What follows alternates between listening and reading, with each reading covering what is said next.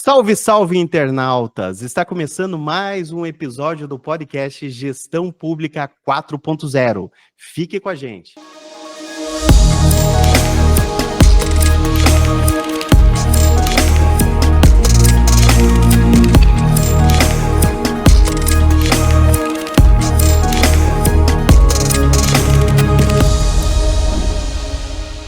Olá você, sejam todos bem-vindos e bem-vindas a mais um episódio do podcast Gestão Pública 4.0. Eu sou Elton Kramer e vamos fazer algumas reflexões sobre a administração pública. E para bater um papo conosco hoje, convidamos o promotor de justiça Diogo de Araújo Lima, que vai conversar um pouquinho conosco sobre problemas da administração pública no sentido de perspectivas e desafios do controle da administração pública. Seja muito bem-vindo, Diogo. Professor, amigo, colega Elton Kramer, é uma satisfação contar com esse convite aí do amigo. Me sinto prestigiado em poder participar do seu programa. É uma honra estar aqui, professor. Diogo, nós trabalhamos juntos aqui em Umuarama, né, um tempo, eu na procuradoria e o Diogo aí na promotoria. Ficamos aí um bom tempo, vizinho, quase de porta, né, Diogo? Exatamente. Então seja muito bem-vindo aí para conversar com nossos seguidores. Uma grande honra. Diogo, para a gente começar o nosso papo, comenta um pouquinho para os nossos internautas aí qual é o papel do Ministério Público frente ao controle da administração pública, principalmente a municipal. Perfeito, então. Elton, o Ministério Público, né, especialmente, notadamente, após a Constituição Federal de 1988, né, recebeu uma gama muito ampla, né, de atribuições, e no âmbito das quais, né, se insere exatamente o controle da administração pública, né. De uma forma bem objetiva, né, a atuação do Ministério Público ela se direciona na linha de uma concretização e na fiscalização dos direitos estabelecidos na Constituição Federal, né. Direitos esses que são de uma variedade muito ampla, mas que nós podemos aqui, para fins de uma conceituação mais objetiva, delimitar na esfera dos direitos especialmente fundamentais, né, e de uma forma mais específica ainda, os direitos sociais. Vale dizer, direito à saúde, direito à educação, né, direito à moradia, e assim por diante, né, pautados aí numa linha de dignidade da pessoa humana. E também, por outro lado, né, sem embargo disso, além das defesas desses direitos, também a responsabilização dos gestores públicos e servidores públicos, né. Então, numa linha de atuação do Ministério Público, ele atua na concretização de direitos sociais e também de direitos difusos, na defesa de direitos ao meio ambiente saudável, à saúde, educação e também a combate à corrupção, né. Essa atuação, ela vai não só na linha do acompanhamento da implementação desses direitos, mas também numa perspectiva de controle dos resultados planejados pelo gestor público, né? Então, não é um controle apenas, não apenas formal, mas também material da implementação desses direitos, né? Numa linha que se insere aí, que a gente pode inserir hoje em dia também, de accountability, de compliance, né? De transparência e responsabilidade dos agentes públicos, né? Então, em síntese, é essa a atuação do Ministério Público. Diogo, muitas vezes o contribuinte e às vezes o próprio servidor público, ele fica um pouco perdido aonde que ele vai buscar, ou fazer uma denúncia, ou até buscar um apoio para saber se determinada conduta praticada na administração pública é regular ou é irregular, ou é lícita ou ilícita. E muitas vezes ele fica, será que eu devo ir na delegacia, devo ir no Ministério Público, devo ir no Tribunal de Contas, né? Muitos, será que eu vou na imprensa, né? Muitos ficam naquela dúvida. Como seria essa divisão do controle e o que o MP tem de mecanismos para fazer esse controle, por exemplo, da legitimidade de recursos públicos, da aplicação de dinheiro público de forma correta pelos gestores? Bem, o Ministério Público é uma dessas portas de entrada para fins de denúncias, enfim, da sociedade em geral, né? Pode-se dizer que o Ministério Público, ele pode atuar se você diz ali se vai na autoridade policial, se vai né, no Tribunal de Contas, né, o Ministério Público é uma dessas portas de entrada, né, a autoridade policial também pode se prestar como uma porta de entrada, mas denúncias envolvendo especialmente a administração pública tem uma válvula muito ampla no âmbito do Ministério Público, que é uma área de atuação muito específica do Ministério Público, né? A atuação da polícia, da autoridade policial, ela envolve uma gama de atividades, de crimes, de delitos muito ampla, e que muitas vezes, não por culpa, por responsabilidade do próprio delegado, da autoridade policial, mas que acaba não recebendo uma atenção que esse tipo de denúncia merece, né? Uma apuração mais específica, enfim, com um conhecimento mais específico voltado a esse tipo de atuação. Então, o Ministério Público existem até promotorias especializadas em apuração de fatos atrelados à administração pública, né? Nós aí, na época, inclusive, que trabalhamos aí e pudemos ter essa convivência junto em Umuarama, né? Existem, inclusive, grupos especializados, né? Dos quais, inclusive, eu participei em Umuarama, né? Que é o GPátria, que é exatamente a defesa do patrimônio público. Então, é uma expertise, é uma especialidade do Ministério Público atuar na apuração desses fatos, né? E aí você diz da aplicação desses recursos públicos, né? O Ministério Público, justamente, ele atua no âmbito desse controle da administração pública e da aplicação desses recursos. Uma das atribuições é exatamente fiscalizar essa implementação desses recursos, né, desde a fase orçamentária, né, até a efetiva aplicação, né. Existe um caminho muito longo, né, desde a fase orçamentária até a efetiva aplicação desses recursos públicos e alcance das finalidades previstas para esses recursos públicos. E o Ministério Público atua nessa fiscalização desde o começo até o final, né? Fiscalização essa que, obviamente, deve se respeitar aí a questão da discricionariedade do agente público, né? Essa atuação do Ministério Público, ela se insere nessa gama muito mais ampla de separação de poderes, enfim, mas da discricionariedade do gestor público, né, mas que existe um controle, né, no mesmo os atos discricionários, como se bem sabe, eles admitem um controle, ainda que com uma certa parcimônia, e é justamente nesse controle também que o Ministério Público se insere, né. E é importante também, Diogo, deixar até essa diretriz, porque normalmente quando tem um problema na prefeitura, e prefeituras pequenas, o procurador, por exemplo, tem como se socorrer na OAB, né? Então, por exemplo, é uma ofensa a prerrogativas, o procurador, ele tem o seu sindicato, entre aspas, que é a OAB, né? Ofensa a prerrogativas, algum assédio também por parte de prefeitos e tal. Já se a gente pegar outros funcionários, como o auditor fiscal, se ele não tiver um sindicato, uma associação de servidores forte, ele vai ter o quê? Um braço no Ministério Público. Porque ali ele vai encontrar o quê? Um serviço essencial do Estado, que muitas vezes está um desvio de função, uma perseguição, né? Alguma coisa que está prejudicando toda a sociedade, né? Sem a menor dúvida, foi muito bem colocado isso, né? O servidor público, ele pode até encontrar no Ministério Público como um garante desses direitos, né? Que muitas vezes ele não tem a quem se socorrer, né? E é exatamente o Ministério Público que é a porta que ele deve buscar para garantir, enfim, essa rigidez aí do controle do patrimônio público, enfim, a defesa do patrimônio público, né? Uhum. E existem várias formas aí, inclusive, de garantir esse direito, porque a gente sabe, no âmbito de municípios pequenos, né, essa questão de posterior perseguição, enfim, né, esse receio de se expor a determinadas situações, porque todo mundo conhece, as pessoas sabem, muitas vezes, de onde que partem essas denúncias, né, e para isso, ciente dessa realidade, existem mecanismos, enfim, que o Ministério Público se vale justamente para, de alguma forma, preservar a identidade desse tipo de denunciante, enfim, para que os fatos sejam apurados e resguardada a integridade física, enfim, a própria condição funcional do servidor.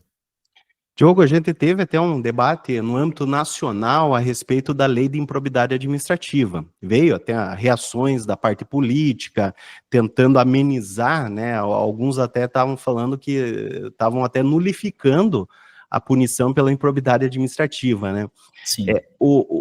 Como que você visualiza se há um protocolo de atendimento? Muitos falam que o promotor, muitas vezes, é intenso demais na improbidade, já acusando ou ajuizando uma ação contra prefeitos. Existe um protocolo, assim, algo que, como o médico diz, primeiro eu vou analisar se é o caso de doença, para depois diagnosticar, né? Há um protocolo similar, assim, no Ministério Público, que analise casos de improbidade? Olha, a improbidade administrativa, a 14.230, né, a nova lei de improbidade, a lei que praticamente estabeleceu uma nova lei de improbidade, um novo regime jurídico, né, efetivamente, a nosso ver, aí ela veio em atendimento a esses reclamos, né, ela veio a defasar substancialmente o controle do patrimônio público, né, a defesa do patrimônio público, né. Existem previsões ali, de fato, que eram necessárias, né, não estou questionando aqui a validade integral da nova lei, né, mas, por outro lado, o legislador deu um passo muito além, né, e se a dificuldade já era muito intensa na responsabilização dos agentes públicos, com essa lei, ela ficou ainda mais acentuada, né.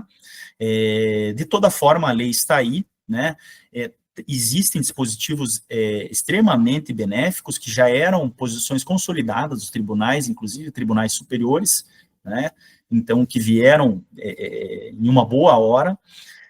De toda forma, nós temos que atuar com ela, né, e você me pergunta a questão de um protocolo, de um regime, né, o que existe no âmbito do Ministério Público são procedimentos extrajudiciais, né, nós temos diversas modalidades de procedimentos extrajudiciais, rotinas administrativas, né, desde notícia de fato, né, procedimento administrativo e inquérito civil, né, são modalidades de apuração conforme a densidade probatória, né, dos fatos das demandas que aportam no Ministério Público, né.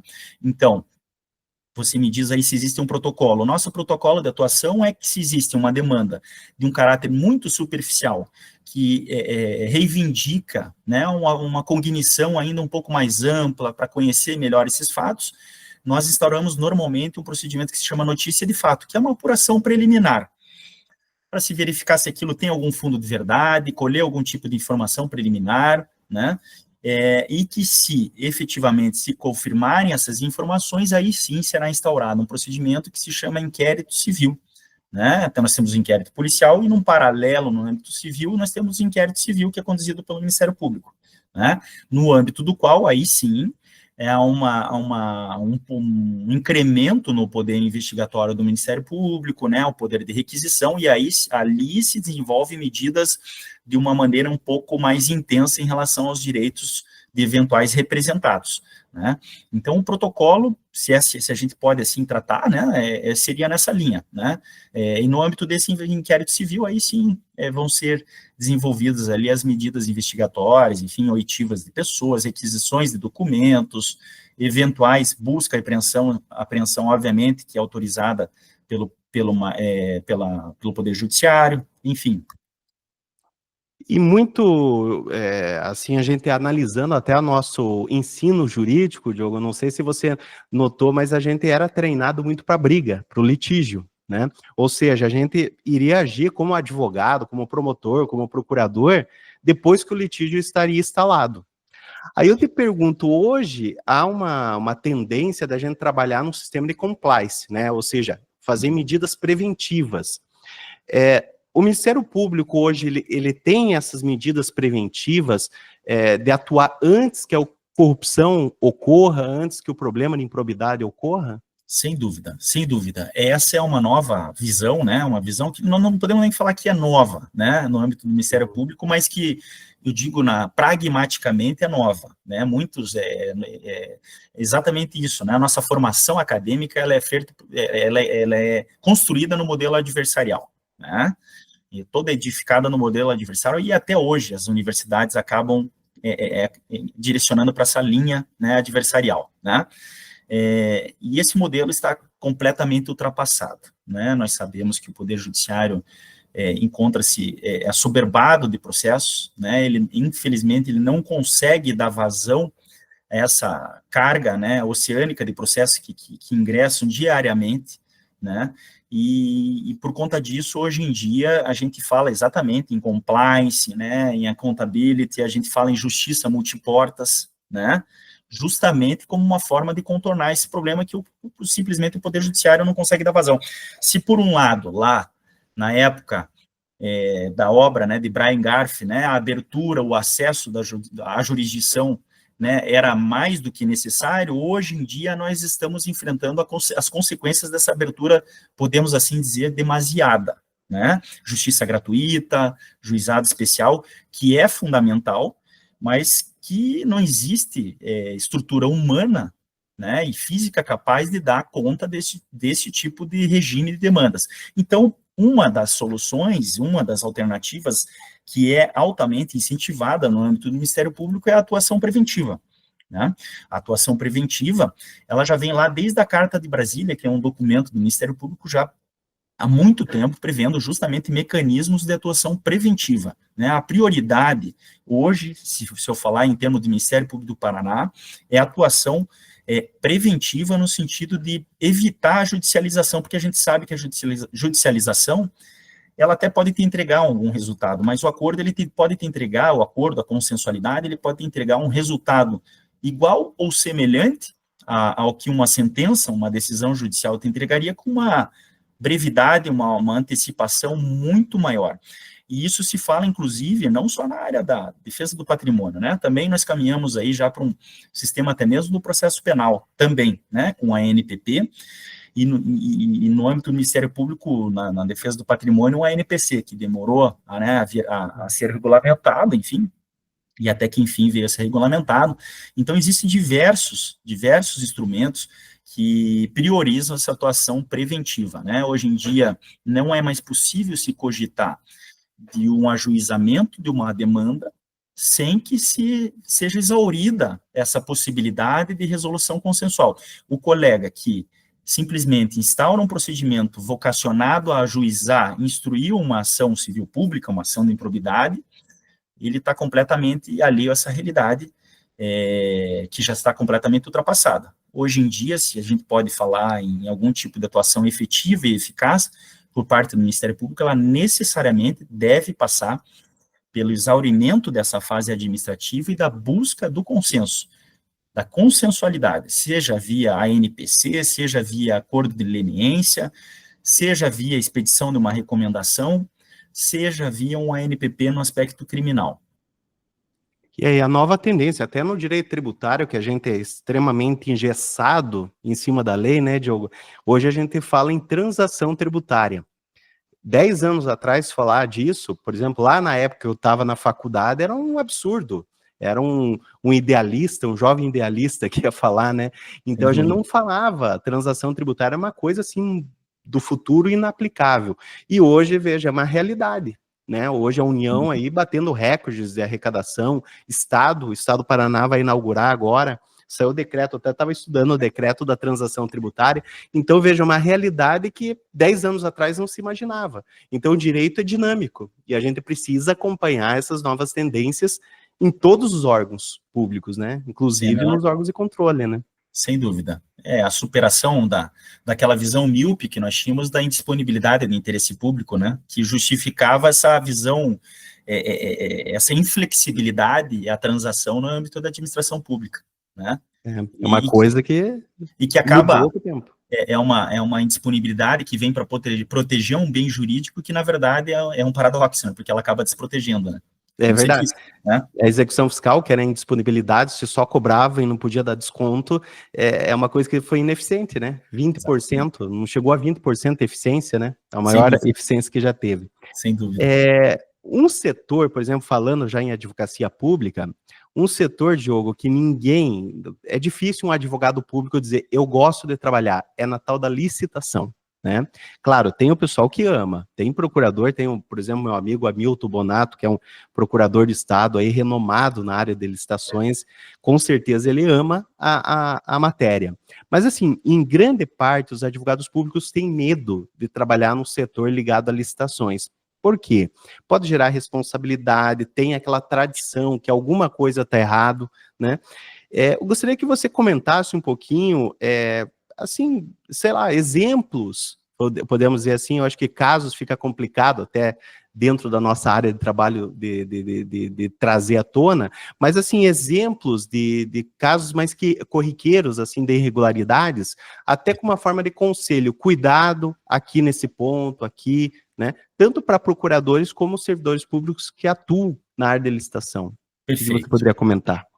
Olha, Elton, de fato é uma área, né, que envolve muitos cuidados, muitas cautelas, né? E a gente, no âmbito de órgãos de controle, enfim, a gente se depara com uma situação muito, muito comum e que se replica. A gente fala, não adianta inventar, não se inventa a roda, né? Então, os problemas se repetem, né? E a gente pode citar diversos cases, assim, os mais emblemáticos aí, que a gente trabalha cotidianamente, né? Que são superfaturamentos, né? Sobrepreços, né? Também cartelização, né? Essa questão de utilização de laranjas em licitação, né? É extremamente comum. Direcionamentos de licitação, né? Que podem decorrer de uma circunstância, uma gama variada de causas, né? Mas uma delas é o próprio fracionamento, né? Eu mesmo já atuei em casos em Umuarama muito comum de direcionamento, em que na descrição do objeto, você já delimita aquele objeto de uma tal forma que às vezes é apenas um único exclusivo fornecedor que vai atender aquelas exigências do edital, né? E isso tem uma ligação muito grande com a fase interna, né? A fase interna da licitação, esse controle da fase interna, e daí a importância dessa capacitação dos servidores que atuam nessa área, né? Porque a fase interna ela é fundamental, né? No deslinde dessa licitação. Muitas vezes a coisa começa a acontecer ali, né?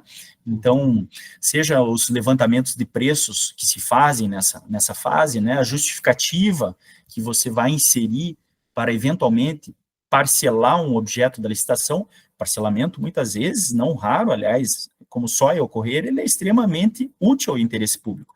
A grande questão é como que você vai justificar esse parcelamento, né? A questão da estimativa de preços, né? A pesquisa de preços, exatamente conectada com essa questão do superfaturamento, né? Sobre preço, né? Uma pesquisa de preço idônea, ela é fundamental para depois blindar o administrador de uma eventual imputação de superfaturamento, tá? Outro ponto que é muito comum, é a questão também da qualificação técnica dos participantes, né? O controle da qualificação técnica de quem pretende participar de uma licitação, né? Muitas vezes esse controle é feito de uma maneira extremamente rasa, superficial, e que não se verifica se aquele pretenso licitante realmente está capacitado para participar daquele certame, né? E outro ponto também muito comum é exatamente essa questão da descrição do objeto. Como eu já adiantei, a descrição do objeto ela pode ser o primeiro passo para um direcionamento de uma licitação.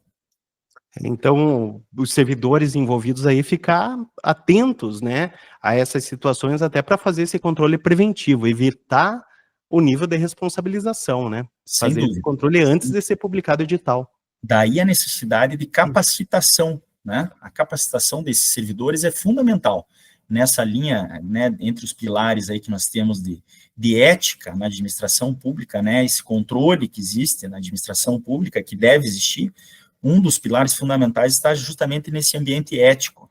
E para fortalecer esse ambiente ético na administração pública é essencial a formação desses servidores públicos para que eles tenham condições, porque às vezes eles não têm nem capacidade técnica de analisar esse tipo de estratagemas, né? Então a capacitação deles é fundamental para eles detectarem esses problemas e denunciarem esses problemas, né? A melhor defesa do servidor é o conhecimento, né? Sem a menor dúvida. Assim como de qualquer cidadão, né? Com certeza. Para saber quanto é errado e certo. Né? Exatamente.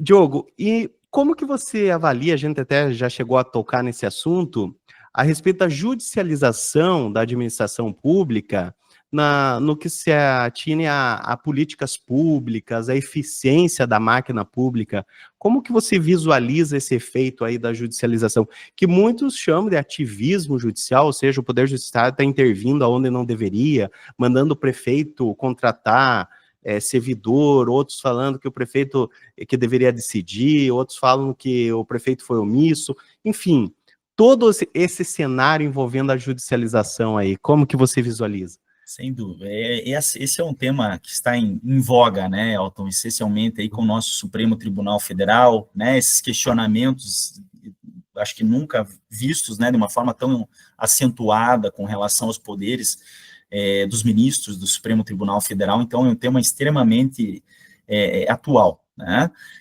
questionamento sobre o ativismo judicial. Então, é um tema que ele nos recomenda extrema cautela, né? Uma extrema cautela, seja por parte do Judiciário, seja por parte do Ministério Público, seja por parte de qualquer órgão de controle, né? Você atuar intervir numa política pública é algo muito sério, né? Porque isso acaba necessariamente envolvendo questão orçamentária, recursos públicos, né? E toda decisão que seja uma alocativa de uma verba pública, ela igualmente será desalocativa, quer dizer, você tira de um lugar e coloca em outro, né, esse recurso. E muitas vezes por quem não tem legitimidade para fazer isso, né, por quem não foi eleito para fazer isso. Então você tem que tomar muito cuidado. Isso quer dizer que não pode o Poder Judiciário ou o Ministério Público, enfim, intervir nessa questão? Não é isso que eu estou falando, né, mas que isso recomenda uma redobrada cautela. Né, existem temas extremamente sensíveis que recomendam uma postura, muitas vezes, de dialógica, né, por parte dos promotores, dos juízes, e que não podem escapar, muitas vezes, às instâncias majoritárias, às instâncias democráticas para se resolver essas questões. Né. É algo muito sensível você lidar, especialmente o Ministério Público, quando atua por meio das ações civis públicas, no controle de políticas públicas, né? Eu tenho um caso muito claro que a gente consegue visualizar isso de uma forma muito clara, né? Você que atua também pela Procuradoria de Estado é na questão da saúde, né? Existe todo um planejamento na área da saúde por parte dos órgãos públicos, né? E aí chega a pessoa, muitas vezes, no Ministério Público, necessitada por um medicamento, por um tratamento, e que muitas vezes esse é um cuidado que nós temos que ter, às vezes um promotor, enfim, um colega imbuído das melhores intenções, propõe uma ação ou, enfim, requisita determinado tratamento, e no final das contas isso acaba desestruturando toda uma política pública e acaba causando aí o que muitos, até o meu professor, teu xará, até o Elton Venturi chama, que é o meu orientador do doutorado, ele chama até de tutela à saúde brasileira, porque você concede para um e tira de outros, né?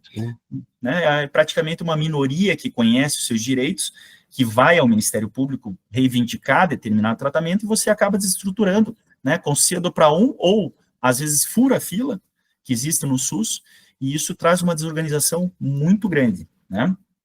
Porque você tem todo um critério ali, de repente aquela pessoa não teria aquele direito alegado de fazer a cirurgia agora, dentro do critério colocado pelo SUS, né? Exatamente. E você coloca essa pessoa na frente, ou seja, alguém vai ficar sem a cirurgia, né? Exatamente. Mesma coisa o medicamento. Essa é uma grande questão. Nós ali no dia a dia, a gente enfrenta isso de uma forma muito cotidiana, né? Às vezes existe lá um tratamento nível classe premium, digamos assim, mas existe o tratamento do SUS, que é eficaz, atende aquela situação, mas que vai reivindicar um cuidado muito maior. E aí, vale conceder um tratamento, digamos, premium para uma pessoa, ou conceder um tratamento, digamos, 10 vezes menos oneroso para diversas pessoas de uma forma organizada e que o Estado tenha capacidade de absorver. E aí eu não posso, só para não perder, Elton, essa linha que você falou de ativismo judicial. Até esses dias eu li um texto do professor Barroso, por conta do doutorado, né, e que vai exatamente nessa linha que nós temos que tomar muito cuidado, né. E eu até anotei aqui uma frase que o professor Barroso fala nesse artigo, e que é extremamente comum, a gente já ouviu, talvez por outras palavras, né, mas que ele fala que o Supremo Tribunal Federal, né, ele tem essa função, que é fazer o rio da história avançar, né? Uhum. mas sem deixar que esse rio transborde as margens, né? Então, é muito interessante essa metáfora que ele usa, né? Que é exatamente isso, nesse controle das políticas públicas, né? Nós não podemos simplesmente atuar de uma forma passiva, né? Notadamente o Supremo Tribunal Federal, mas não podemos deixar que esse rio transborde essas margens que são as normas, enfim, os princípios, enfim, as regras do ordenamento jurídico. Tudo que é excessivo faz mal, né? Sem dúvida, sem dúvida. Diogo, para a gente encerrar, qual que é a tua visão aí pelas próximas perspectivas e desafios do controle da administração pública para os próximos anos? Como que você visualiza? Eu, na minha área, por exemplo, eu vejo a reforma tributária, um grande desafio, vai refazer o nosso estudo praticamente do que a gente sabe de direito tributário.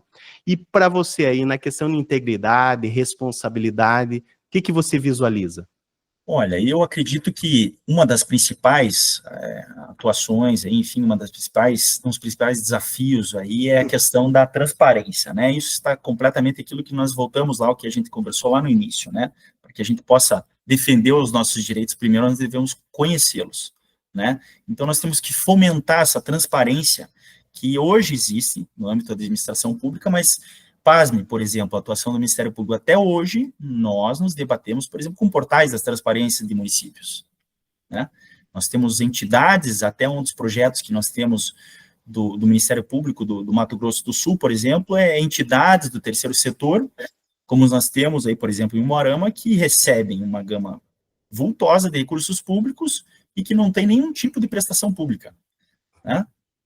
Você sabe bem aí que nós temos diversas entidades do terceiro setor que recebem recursos e que a gente não tem isso. Se você quer saber, você não tem um site, você não consegue descobrir para onde que foi destinado aquele recurso. Então, esse acho que é o ponto primordial, é pressuposto, né? É a questão da transparência, né? Até hoje nós temos dificuldade de ter acesso a licitações, às contratações públicas, né? Então, esse seria o primeiro ponto. Outra questão que envolve justamente aquilo que nós conversamos, que é a capacitação, tanto dos atores públicos quanto dos atores privados, que atuam direta e indiretamente nessa questão de contratação pública, né? Eu acho que essa capacitação ela é fundamental para que a gente tenha um ambiente ético minimamente razoável no âmbito da administração pública, né? E também é essencial nós potencializarmos a participação social, né, a participação social do controle da administração pública, que hoje é executado de uma forma extremamente rasa, né, fomentando a criação de conselhos municipais, né, articulando essa participação orçamentária na construção do orçamento por parte da sociedade, né, eu acho que isso também é fundamental. Nós não podemos ter esse orçamento definido apenas, então, somente por burocratas, por governantes, enfim, por pessoas que muitas vezes não são alvo dessas políticas as quais eles direcionam, enfim, implementam. E no âmbito específico do Ministério Público, eu acho que o nosso principal desafio é o redesenho da nossa instituição para atender essa nossa realidade que é completamente distinta daquela que nós encontramos e nos deparamos na Constituição de 1988. Né? Como você bem colocou, o mundo passou por diversas transformações, né? Hoje se fala em Justiça 4.0, né? E nós temos que ter também um Ministério Público 4.0, não um Ministério Público 2.0. Né? Então, eu acho que acredito nisso. Com certeza. Muito obrigado, Diogo, agradeço, parabenizo também pelo seu trabalho aí no Ministério Público, e deixo aí para suas considerações finais. Eu sei que você tem um livro, você até me encaminhou um exemplar. Sim. Indica aí para os leitores, não sei se você tem ele aí fácil. Puxa, eu não tenho na minha biblioteca aqui. Eu deixei também lá na procuradoria, senão eu ia mostrar por aqui. Mas depois eu coloco o link dele ali para os internautas, mas só comenta. Indica aí o livro para os internautas, contatos, se você quiser, fica bem à vontade. O livro é produto da minha dissertação de mestrado aí na Unipar, né? Tive a honra de participar aí do curso de mestrado durante a estadia e o tempo que eu estive em Umuarama. Ela se chama Acordo de não Persecução Civil, Aspectos Pragmáticos e Teóricos, né? Da Revista dos Tribunais, em que a gente aborda aí todos os dilemas, enfim, as questões práticas e teóricas do ANPC, né? Então, inclusive, se você quiser, pode até, nós colocamos aí um exemplar aí para você sortear os Opa, seus, né, bacana, vamos sortear internautas. pelo Instagram. Ótimo. Todos que estão assistindo aqui podem participar, a gente vai jogar no Instagram para pegar uma abrangência até maior. Excelente. E vamos sortear, Vamos então, lá, para o nosso... colocamos um exemplar. E agradecer, né, Elton, é uma satisfação, eu sempre que tenho esse contato contigo aí, é um motivo de muita honra, de muita satisfação da minha parte, sinto-me muito, muito agradecido de você ter feito esse convite, estou totalmente à disposição para novas conversas, novas trocas de ideias aí contigo, é um prazer. Nós que agradecemos, Diogo, e sempre que passar por aqui, não esqueça de tomar um café lá comigo. Já fica o convite, a intimação judicial. E eu aguardo a canequinha do programa. Com certeza, vou mandar uma lá para você. Agradecemos aí a tua participação e agradecemos vocês que ficaram até agora nos escutando, ficaram conosco. Não esqueçam de curtir esse episódio, compartilhe com seus colegas e também se inscreva no canal para assistir os próximos episódios.